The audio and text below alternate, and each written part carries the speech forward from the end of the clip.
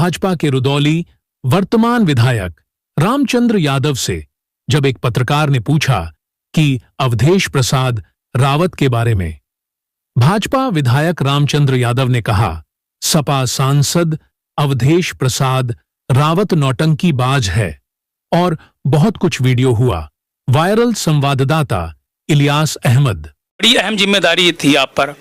तो अगर यादव की बात आती तो हमेशा कहता था कि अखिलेश यादव के जो है सपोर्टर होते हैं, लेकिन किस तरह से मिल्कीपुर के यादव ने इस बार बीजेपी को जो है वोट किया, उसके पीछे का क्या कारण था? मिल्कीपुर से हमारी राजनीतिक पारी की शुरुआत हुई 1984 से लेकर के 2012 तक। मिल्कीपुर की जनता के बीच में सेवा की भावना से मैंने काम किया था और उसका ये परिणाम रहा कि जब मैं 18 वर्ष बाद वहाँ पर अपनी पार्टी के उम्मीदवार के लिए वोट मांगने गया तो वहाँ की आम जनता ने, केवल यादव नहीं, आम जनता ने भरपूर समर्थन दिया। जहाँ तक यादवों की बात करते हैं तो करीब सैकड़ों बूथ हैं ऐसे जहाँ पर यादव मतदाता सर्वाधिक हैं और उस सर्वाधिक मतदाताओं में यादवों का समर्थन 60% से ज़्यादा इस बार था और उसी का परिणाम है कि यादव बाहुल पोलिंगों पर भी हम भारतीय जनता पार्टी को भारी मतों से जिताने में कामयाब रहे। देखिए, ये चुनाव देश में, प्रदेश में मोदी और योगी जी की जो महत्वाकांक्षी योजनाएं, गरीब कल्याण की योजनाएं हैं, क्योंकि मिल्कीपुर में नारा लगता था धन और धरती बढ़ के रहेगी। ये नारा जो वहाँ लगता था, मोदी और योगी की योजनाओं में कोई भी लाभार्थी, किसी भी योजना का लाभार्थी नहीं बचा जिसको उसका लाभ न मिला हो, जिससे धन का बंटवारा हुआ, धन गरीब कल्याण के खाते में गया।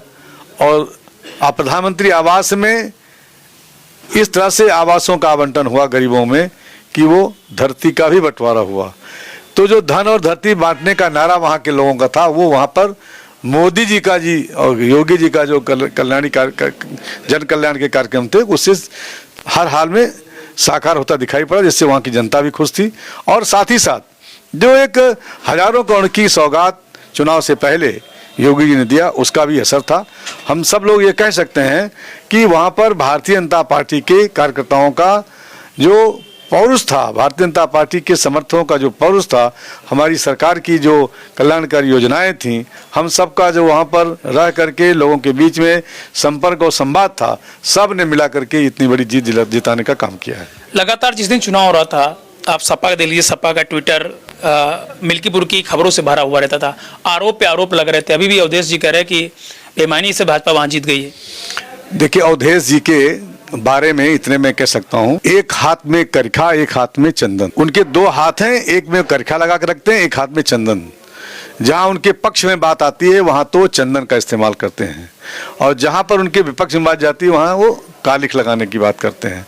आज अयोध्या नहीं, पूरे भारतवर्ष में कोई ऐसा सांसद नहीं होगा जिसने अयोध्या की एक बेटी के मौत की घटना पर, घटना स्थल पर, उसके घर पर नहीं रोए, वो प्रेस में रो रहे हैं, दिखावा कर रहे हैं। उन्होंने एक सांसद की गरिमा को धूल दूषित करने का काम किया। उनके इस बेबुनियाद आरोप, उनका ये जो बनावटीपन, उनका ये भ्रमित करने वाला काम, उनका ये धोखा देने वाला काम, एक तरफ जनता ने उसको भी पहचाना और जब उन्होंने अपने को राजा साबित करने का प्रयास किया तो जनता ने कहा कि यहाँ जनता जनार्दन ही राजा है, राजा राम के भक्त हैं सब, और राम भक्तों की जो मनसा है वो है राजा राम के प्रति की। यहाँ अयोध्या में केवल एक ही राम राजा है, वो राजा राम है। मीडिया में जब रो रहे थे तो राम का नाम तो ले रहे थे ना कि सीता मैया कहाँ, अगर न्याय नहीं मिलेगा तो इस्तीफा दे देंगे हम। तो मीडिया में यही तो मेरा कहना है कि उनका एक हाथ में करका, एक हाथ में चंदन। एक समय था जब वो सांसद बने थे तो उनके किसी कार्यकर्ता ने राम नामी उनको गमछा ओढ़ाया था। आप ही जैसे पत्रकार साथी ने पूछा कि राम नामी गमछा ओढ़ करके आप कैसा महसूस कर रहे हैं। उस समय वो राम के पक्ष में नहीं बोल पाए, राम का नाम नहीं ले पाए, और जब राम का नाम लेने के बाद उन्होंने कहा आप जानते हैं मैं जिस विचारधारा का हूँ।